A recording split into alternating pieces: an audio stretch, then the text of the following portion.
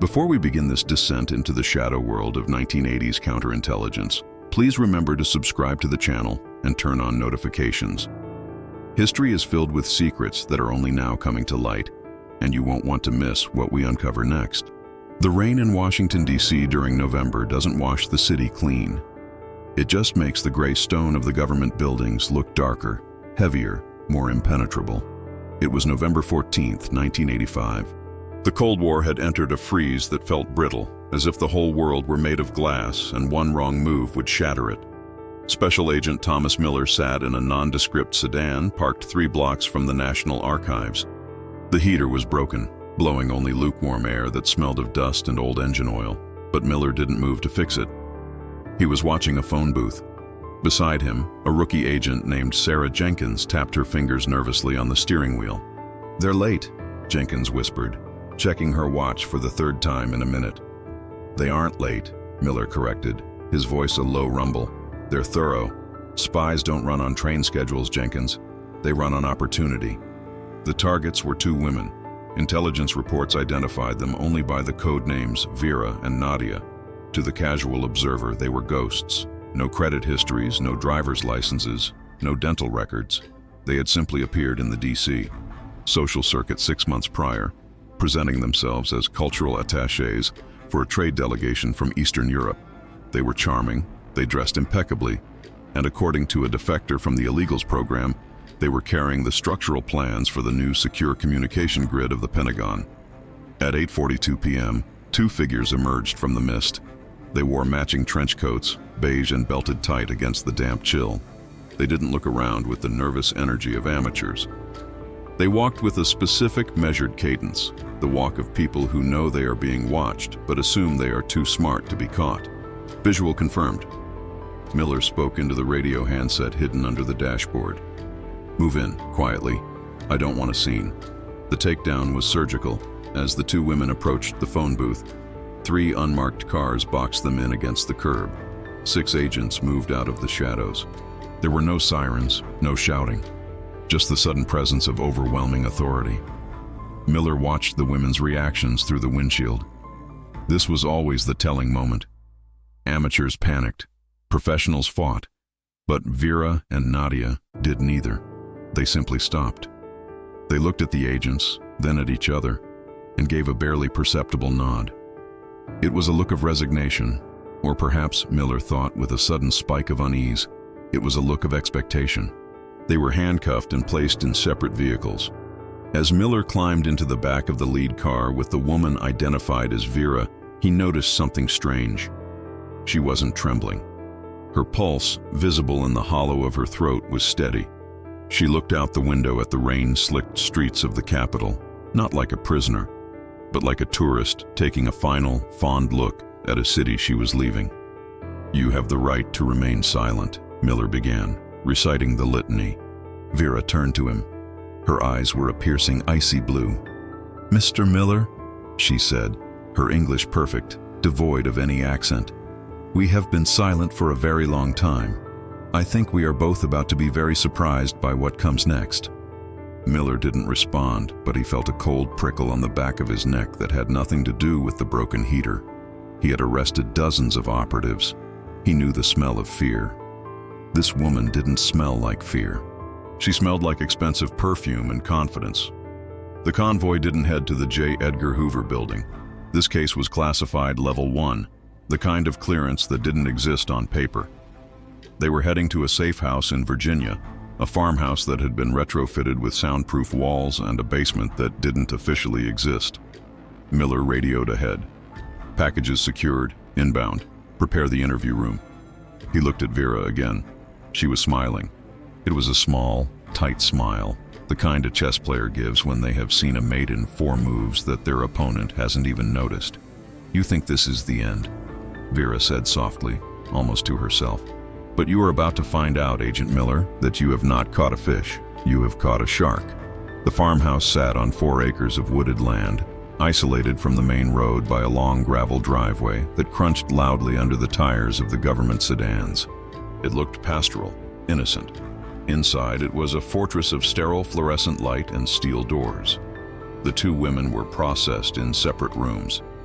The procedure was standard: photographs, fingerprints, the removal of personal effects. They carried nothing of value. No weapons, no cyanide capsules, no microfilm hidden in hollow coins. Their purses contained only tissues, lipstick, and American currency. Agent Jenkins met Miller in the hallway. She looked shaken. "The other one, Nadia," Jenkins said, lowering her voice. "She's weird. She hasn't blinked. I mean, I know people blink, but she just stares. And when we took her prints, she thanked me," she said. "Thank you for making this official." "What does that mean?" Miller rubbed his temples. The headache was setting in. "Psychological warfare, Jenkins. They're trained to unsettle you. They want you asking questions. They want you confused. Don't buy it. They're just couriers. We break them, we get the network, we go home." "I don't know, sir," Jenkins said. "They seem too clean, like they wanted to be caught." Miller walked into the observation room. Through the one-way mirror, he looked into interview room A. Vera sat at the metal table. She had been there for 20 minutes, and she hadn't moved a muscle. She sat with her back straight, hands folded on the table, staring at the mirror as if she could see him standing there in the dark. The interrogation protocol for female operatives was different in 1985. It relied less on aggression and more on the dismantling of dignity. The goal was to strip away the persona, to reduce the operative to a person who needed help. But looking at Vera, Miller doubted the standard playbook would work. He opened the heavy steel door and stepped inside.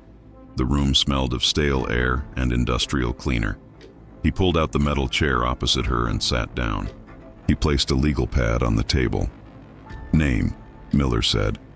"You have a file," Vera replied. "Use whatever name makes you comfortable. I want your real name, the one your mother gave you." "My mother gave me many things," Vera said.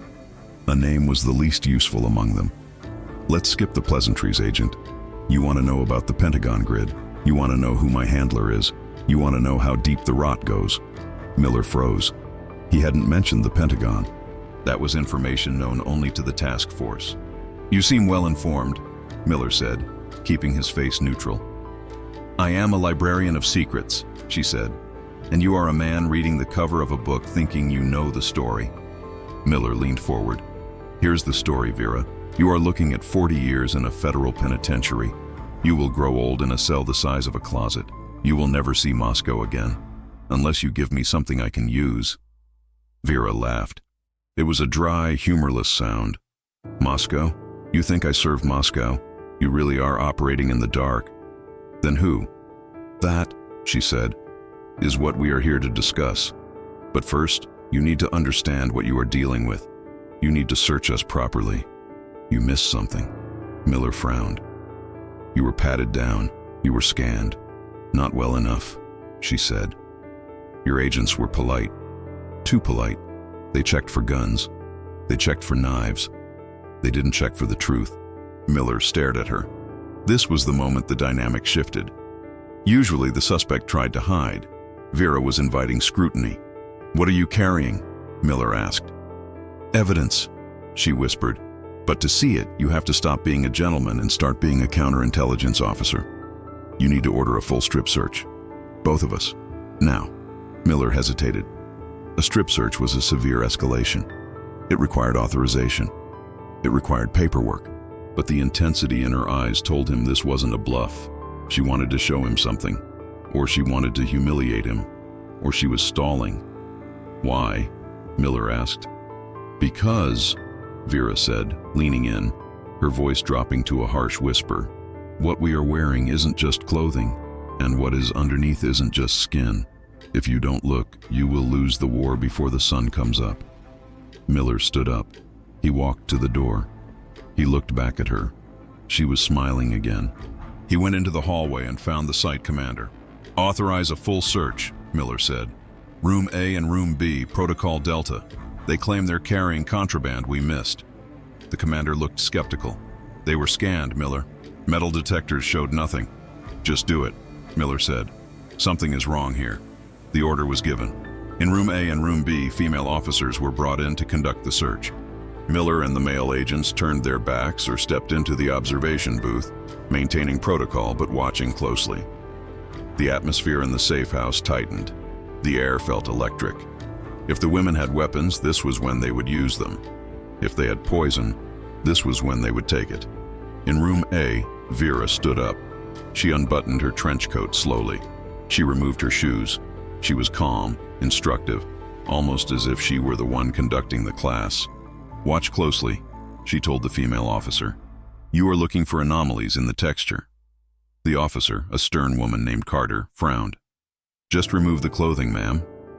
Vera complied. She removed her blouse, then her skirt. In the observation booth, Miller watched. He expected to see nothing, or perhaps a tattoo, a scar from a loyalty test. But as the last layers of clothing were removed, Agent Jenkins gasped. "What is that?" Jenkins pointed at the glass. Vera's torso was not bare. Taped tightly against her skin, wrapping around her ribs and stomach, were wide, flat bands of a material that shimmered under the fluorescent lights. It wasn't metal. The detectors would have caught that. It looked like a dense, flexible polymer. "It's mylar," Miller said, squinting. "High-density recording tape." Vera turned toward the mirror, knowing exactly where Miller was standing. She raised her arms. The bands were intricate. They weren't just tape, they were a harness. Embedded in the polymer were incredibly thin, flattened wires running to a small, flesh-colored patch at the base of her spine. "It's a wire," Jenkins said. "She's wearing a wire." "No," Miller said, his voice realizing the horror of the situation. "That's not a wire. A wire transmits audio. Look at the width of that tape. Look at the density. That's data storage. She's a walking hard drive." The door to the observation booth burst open. The agent monitoring room B rushed in. "Sir, the other one?" "Nadia. She's the same. Wrapped in it, from chest to hips." Miller slammed his hand on the intercom button. "Cease the search. Do not remove the tape. I repeat, do not remove the tape." He knew about this technology. It was theoretical, something the boys at DARPA were playing with. Flexible circuit boards using conductive ink on polymer. It was unstable. If you peeled it off too fast, the static discharge could wipe the data, or worse, trigger a failsafe. Miller ran back into the interrogation room. Vera stood there, partially exposed, looking like a cyborg from a bad science fiction movie. But the look in her eyes was deadly serious. "You see now?" she said. "What is this?" Miller demanded. "This is American tech. This isn't Soviet." "Correct," Vera said. "We didn't steal the plans for the Pentagon grid, Agent Miller. We are the backup drive. And right now, we are the only copy." "Backup drive for what?" "For the operation known as Glasshouse," she said. "You think you arrested 2 KGB spies? You didn't. You arrested the insurance policy of a very powerful man. And now that we are in your custody, the timer has started." Miller looked at the bands of tape on her skin. They were warm to the touch, humming with a faint vibration. "Who are you working for?" Miller asked. Vera picked up her blouse and draped it over her shoulders, covering the strange technology. "We work for the same people you do, Agent. We just work for the part of the government that doesn't exist on the org chart. And we need to talk to the director, immediately." The revelation sent the safe house into a panic. This was no longer a simple counter-espionage bust. This was an internal crisis. The technology strapped to the women was classified top-secret SCI. The fact that it was walking around on the bodies of 2 women suspected of being Soviet illegals was a catastrophe. Miller ordered the room cleared of non-essential personnel. He and Jenkins remained with Vera. "Explain," Miller said, "and don't give me riddles." Vera sat down. 6 months ago, a breach was detected in the Pentagon's archives. Someone was siphoning data, not just military movements, but personnel files, blackmail material on senators, judges, generals. The agency couldn't find the leak because the leak was coming from the top. "So they sent you?" "They sent us to catch the buyer," Vera said. "We posed as KGB to attract the mole. We let it be known we were in the market for high-level data. We spent months building the legend. And finally, the mole bit." "Who is the mole?" Jenkins asked. Vera tapped the side of her rib cage. "It's all here, every meeting, every voice recording, every transaction. We didn't just record the data. We recorded the traitor." "Why wear it?" Miller asked. "Why not put it in a drop?" "Because trust is a luxury we don't have," Vera said. If we put this in a locker, it disappears. If we mail it, it gets intercepted. The only way to keep the data safe was to keep it on us. Literally. We are the chain of custody. Miller looked at Jenkins. Get the tech team. I want a readout on that tape. Be careful, Vera warned. It's encrypted with a biokey. You try to rip it off or hack it without the sequence, it melts. And the evidence is gone forever. And I suppose you have the key? Part of it, Vera said. Nadia has the other part, and we aren't giving it up until we are guaranteed safety. Safety from whom? From the man who hired you to arrest us, Vera said. Miller felt the room spin. The order to arrest Vera and Nadia had come from Deputy Director Sullivan, a man Miller had known for 10 years, a legend in the service. You're accusing Deputy Director Sullivan? Miller asked, his voice dangerous. I'm not accusing him, Vera said. I'm delivering him to you. But right now, Sullivan knows we've been taken. He knows the timeline. He expects us to be processed, interrogated, and likely handed over to the CIA for enhanced measures. He expects us to disappear. If we disappear, the evidence disappears. The shock wasn't just the technology. It was the realization that the entire operation, the surveillance, the arrest, the rainy stakeout, had been a puppet show. Miller thought he was catching spies. In reality, he was being used as a disposal crew. If Sullivan is the mole, Miller said, thinking aloud, then this safe house isn't safe. Now you are catching up, Vera said. How long until Sullivan's cleanup team arrives to transfer us? Miller checked his watch. Transfer protocol is usually 4 hours after booking. That gives us 40 minutes. Jenkins finished, her face pale. The silence that followed was heavy. The FBI agents looked at the spies. The lines of allegiance had been erased. They were 4 people in a room, sitting on a bomb, waiting for the fuse to run out. Miller moved quickly. He walked out of the room and gathered his team in the hallway. There were 4 agents, including Jenkins. New protocol, Miller announced. We are going dark. Cut the landlines. Disable the radio transponder on the vehicles. No one comes in, no one goes out. Sir, Agent Carter asked. That's a direct violation of procedure. If the director calls, tell him the storm knocked out the lines. Miller lied smoothly. We have a biohazard situation. Potential viral contagion from the prisoners. That should buy us time. He went back into the room. Vera and Nadia were now in the same room. Miller had brought them together. They needed the full key. Okay, Miller said. We're locked down, but I need proof. I'm not risking my career and my team based on a story. Decrypt a file. Show me Sullivan.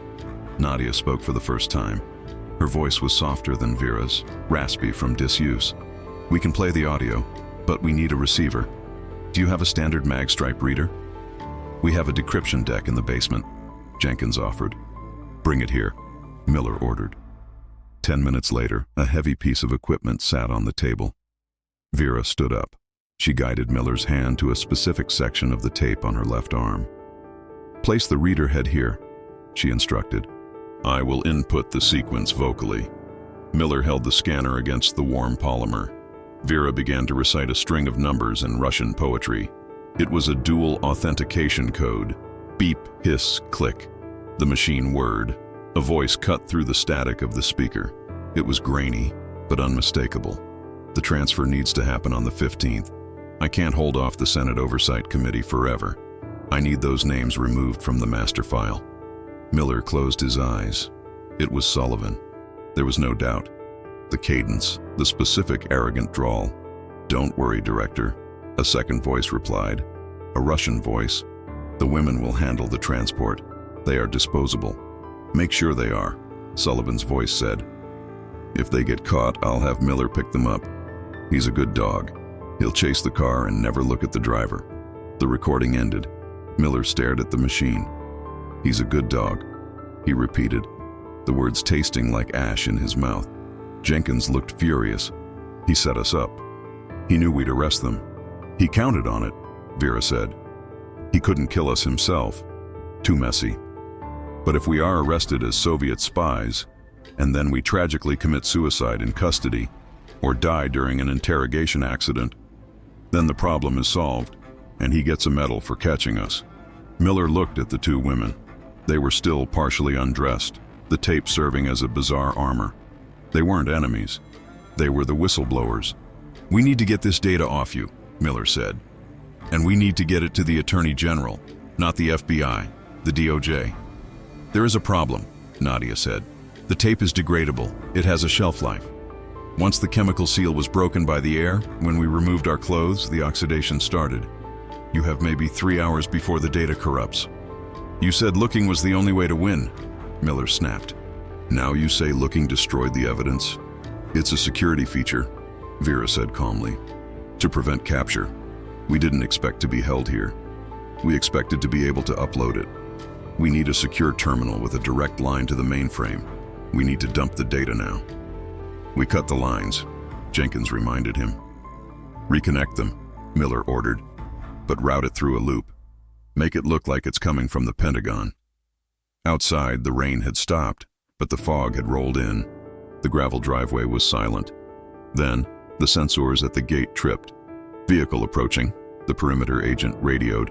"Black Suburban, government plates." Miller ran to the window. He peered through the blinds. It wasn't just one Suburban, it was 3, and behind them, a tactical van. "That's the cleanup crew," Miller said. Sullivan didn't wait 4 hours. He grabbed his radio. "All agents, listen to me. This is Miller. The vehicles approaching are hostile. I repeat, they are hostile. They are here to destroy evidence and liquidate the prisoners. Do not let them breach the door." There was a pause on the radio. Then Agent Carter's voice, shaky but resolved. "Copy that, Miller. We are locking the bolts." The phone in the interview room rang. It was the hard line Miller had just reconnected. Miller picked it up. "Agent Miller," Sullivan's voice was warm, fatherly. "I hear you've had a breakthrough with the prisoners."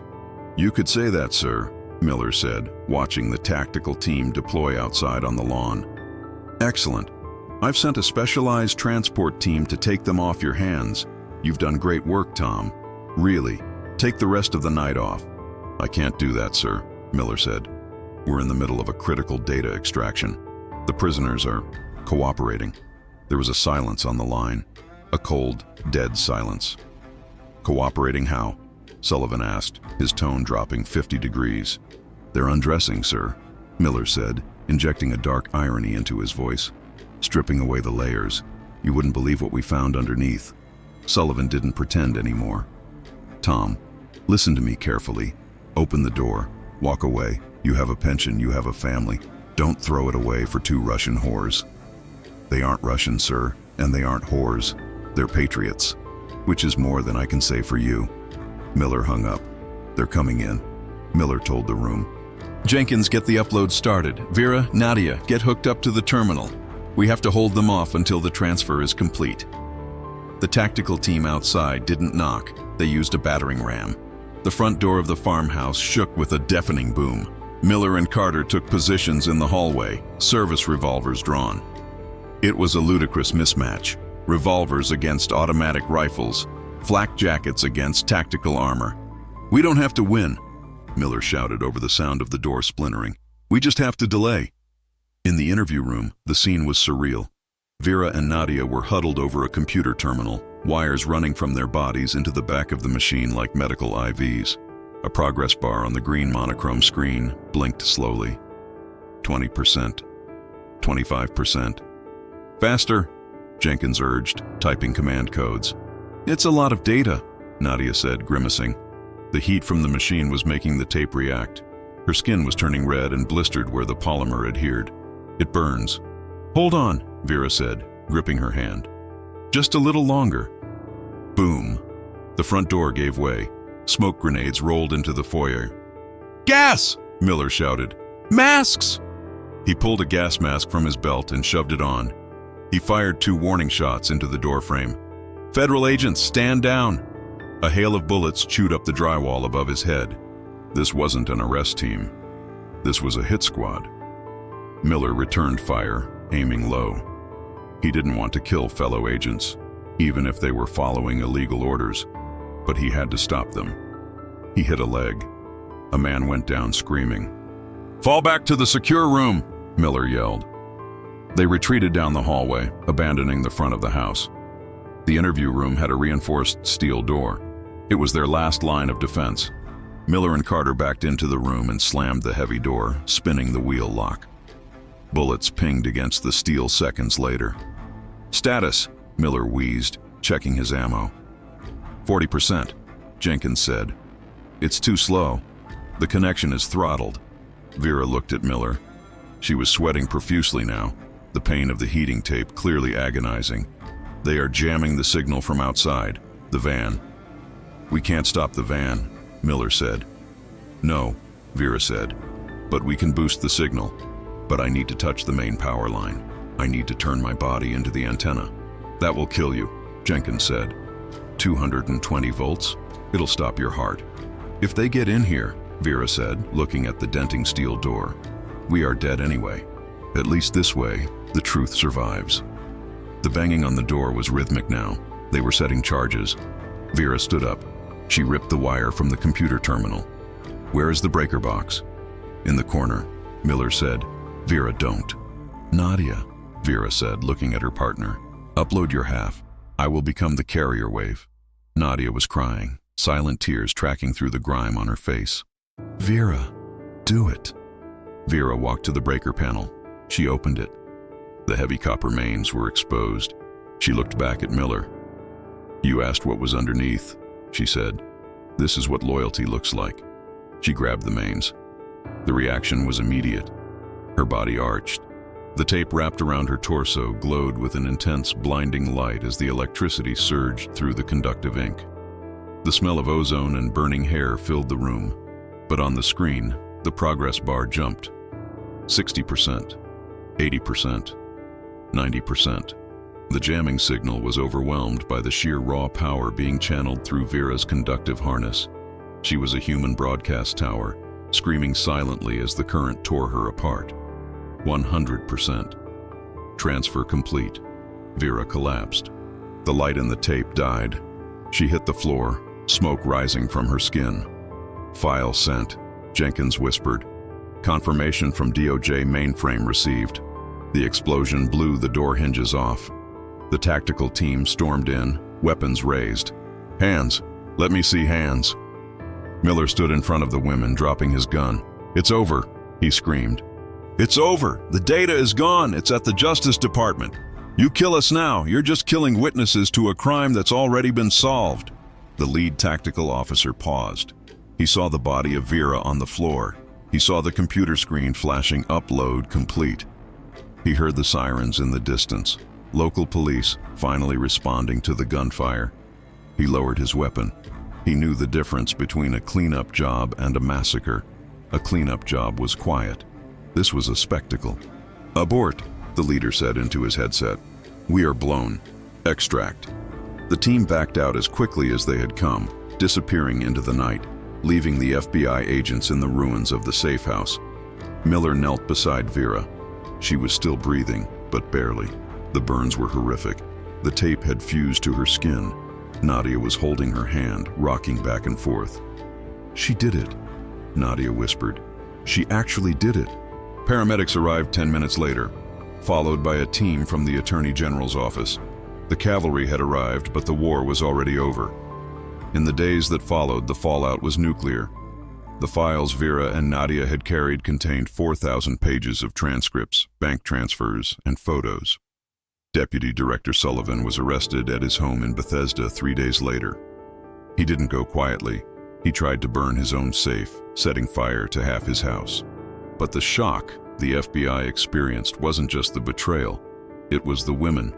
Miller visited Vera in the burn unit of Walter Reed Hospital 2 weeks later. She was wrapped in bandages, heavily sedated. "She will survive," the doctor told him. "But the scarring, she'll never look the same." Miller sat by her bed. Her eyes fluttered open. They were still that piercing blue. "Did it work?" She croaked. "It worked," Miller said. "Sullivan is gone. The network is rolled up. We found the other moles." "And us?" she asked. Miller looked at his hands. "The official story is that you were Soviet defectors who provided intelligence. You've been granted asylum, new names, new lives, a pension." "A pension," She wheezed a laugh. "For the scorched lady." "I have a question," Miller said. "Why? You aren't American. You aren't Russian. Who were you really?" Vera looked at the ceiling. "We were the daughters of the men Sullivan got killed in Berlin in '61. We waited 20 years to grow up. We waited 20 years to get close." Miller nodded. It wasn't politics. It was revenge. The purest kind. 6 months later, Miller received a package at his home. No return address. Inside was a small cassette tape. He put it in his player. It was Vera's voice. Strong, clear, recorded before the arrest. "Agent Miller, if you are listening to this, I survived, which means you are a better man than I gave you credit for. You asked me once what I was hiding. You thought it was a weapon. You thought it was secrets. But the thing about secrets is that they are heavy. They weigh you down. I wanted to take the clothes off, Miller. I wanted to take the tape off. I wanted to be light again." There was a pause. "Don't look for us. We are ghosts again. But know this. The next time you see a woman standing in the rain, looking like she's waiting for something, just keep driving. She might be carrying more than you can handle." Miller turned off the tape. He walked to his window and looked out at the street. It was raining again. He smiled, just a little, and closed the blinds.